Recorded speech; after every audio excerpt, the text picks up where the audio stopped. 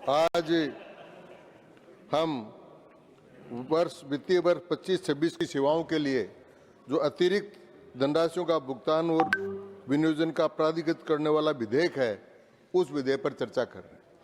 माननीय उपसभापति महोदय, मैं निवेदन करना चाहूँगा कि हमारे यहाँ कुछ परंपराएं हैं, कुछ मान्यताएं हैं, कुछ बनी हुई हैं।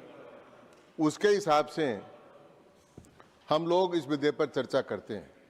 ये विधेयक मूल रूप से जो 2025 में अतिरिक्त व्यवस्था करनी पड़ी है 2.81 लाख करोड़ रुपए की, उसके बारे में चर्चा करनी। लेकिन यहाँ पर बहुत से सब्जेक्ट पर चर्चा हुई है। मूल रूप से यहाँ पर चर्चा गल्फ का जो युद्ध चल रहा है उस पर हुई है, जो गैस चल रही है उस पर हुई है, उन सब बातों पर चर्चा हुई है। उन पर जाने से पहले मैं आपसे निवेदन करना चाहूँगा कि भारत में इस समय सुख शांति है, भारत में इस समय कानून व्यवस्था ठीक है, भारत में इस समय आर्थिक स्थिति लोगों की ठीक है और भारत तेजी से प्रगति करता हुआ राष्ट्र है। इसका कारण क्या है? तो आचार्य चाणक्य ने कहा है, अर्थस्य मूलम राज्यम। अर्थ की व्यवस्था का आधार राज्य की व्यवस्था है और भारत में चूंकि राज्य व्यवस्था ठीक है, लिए अर्थव्यवस्था भी ठीक है। और आगे उन्होंने कहा है, कोश मूलो दंड है। राज्य की शक्ति और प्रशासन का आधार कोश है। तो राज्य की शक्ति, राज्य को जो शांति आती है वो कोश से आती है, और जो दंड के कारण से कोश आता है वो देश की प्रगति का कारण होता है। सर्वजन हिताय और सर्वजन सुखाय। अब जो ये अपना एप्रोप्रिएशन बिल है 25-26 के लिए, उसमें 2.81 लाख करोड़ रुपए का प्रावधान है, जिसमें 2 लाख करोड़ का नेट कैश आउटगो है और शेष धनराशि विभिन्न मंत्रालयों के द्वारा बचत जो की है उसका पुनर्वितरण करने का और उसका अलग से काम करने का प्रावधान है।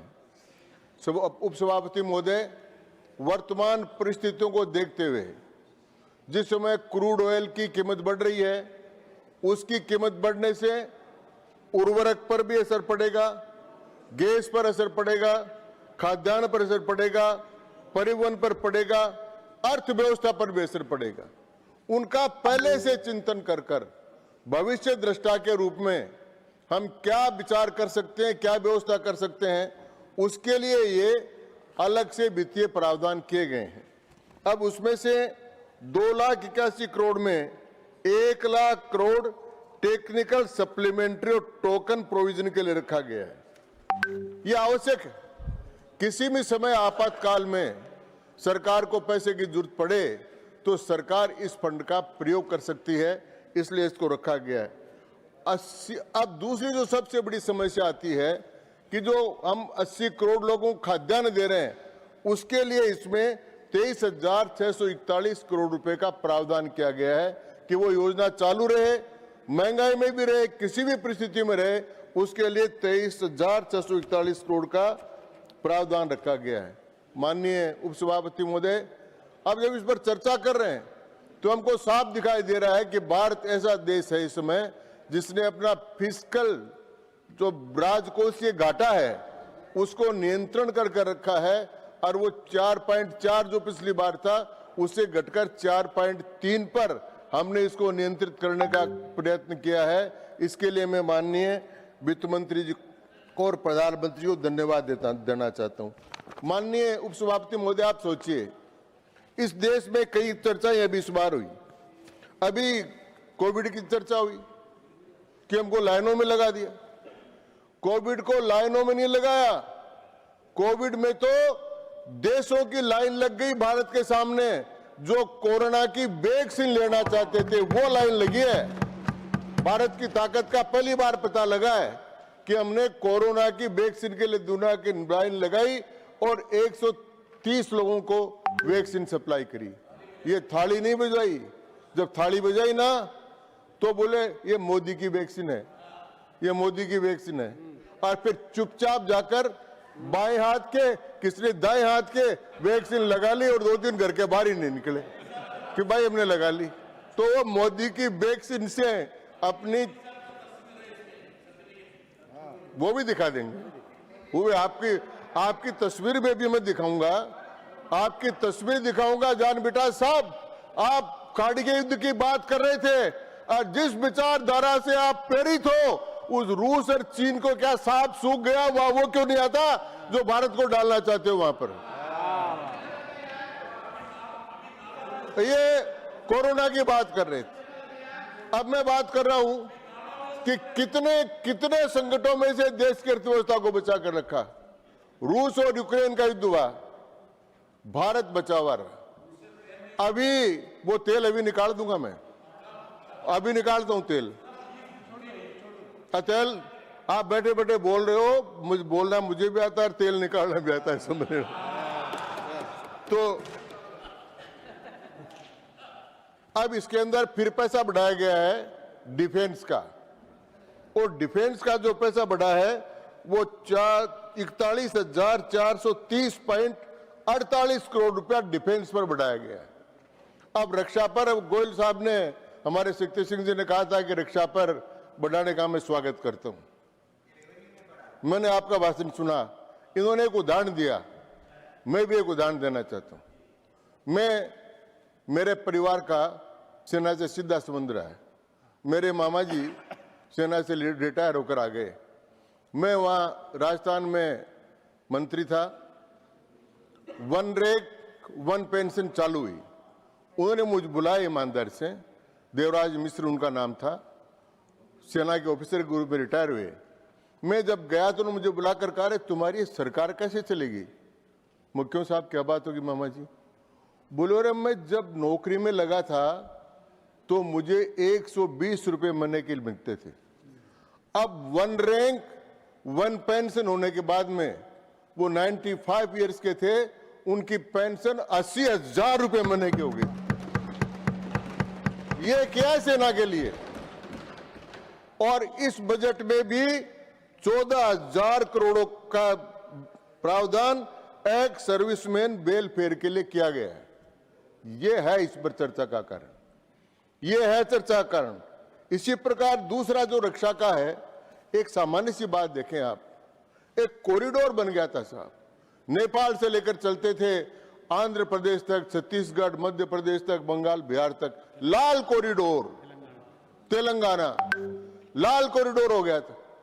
और हमारे गृह मंत्री जी ने, अमित शाह जी ने कहा था कि अप्रैल लास्ट महीना है 26 का, तब तक नक्सलवाद को उखाड़ कर फेंक देंगे, और भारत सरकार ने नक्सलवाद को उखाड़ कर फेंक दिया। इसलिए रक्षा का बजट का 41,430 करोड़ रुपए बढ़ाया गया है। आज भारत में चाहे बोडोलैंड हो, चाहे और कोई काम हो, सारे आतंकवाद की जड़ें काटकर, बिना आतंकवाद के जगह जगह बम फूटते थे, वो काम होते थे। अब कहीं कहीं छोटा मोटा कोई कर जाता है तो उसको भी निपट लेते हैं। तो ये सारा काम किया है, इसलिए रक्षा बजट।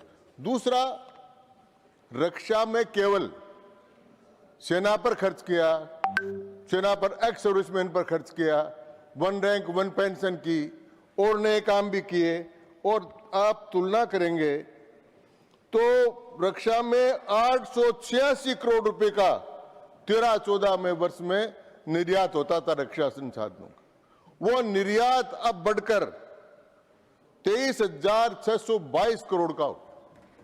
कितना बड़ी छलांग, सारा काम बदल दिया। और इसलिए भारत का टोटल आयात घटकर 50% हो गया है। इसलिए मेरे मुंह से कई बार वो एक फिल्म का गाना याद आ जाता है, तारीफ करूं क्या उसकी जिसने तुम्हें बनाया। नरेंद्र मोदी के लिए कह रहा हूं कि तारीफ करूं क्या उसकी जिसने तुम्हें बनाया। आपने सारी व्यवस्था को इतना मजबूत करके देश को इस स्थिति में लाकर खड़ा कर दिया। इसलिए मैं कहना चाहता हूं माननीय सभापति महोदय, 23 जी, ऑनरेबल मेंबर जॉन पीटर्स, एक ही है, ऑनरेबल मेंबर एक साथ ही आए हैं और यहां से एक साथ ही जाएंगे। 2013-14 में 23-24 में हमारी अर्थव्यवस्था थी, उसकी तुलना में अब 60% की वृद्धि दिखाता है। सर 60% हमारी अर्थव्यवस्था में वृद्धि हुई। अभी 3G, 4G, 5G चलता था, अब हमारा देश 6G की ओर अग्रसर हो रहा है, 6G की ओर जा रहा है। इसी प्रकार हमारे देश का जो नॉमिनल जीडीपी था वो 113.55 लाख करोड़ थी 2014 में। और उपसभापति महोदय, आपको सुनकर आश्चर्य होगा कि 2024-25 में बढ़कर 357.4 लाख करोड़ की हो गई। इससे बड़ी क्या उपलब्धि होगी, ये चर्चा करनी चाहिए थी। इस चर्चा के बजाय इधर उधर की चर्चा करते रहे। जो हमारी जीडीपी, कुल हमारी जो संपदा है, हमारी अर्थव्यवस्था जो है, वो 1.8 ट्रिलियन की थी 2014 में, जो आज 4 ट्रिलियन से ऊपर हो गई।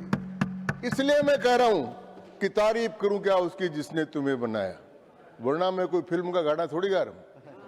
ये जो वास्तव में जनता को याद आ रहा है और वो कर रहे हैं, वो काम है। आज हमारी अर्थव्यवस्था, वो भी आ रहा हूं, मंथन पर आ रहा हूं।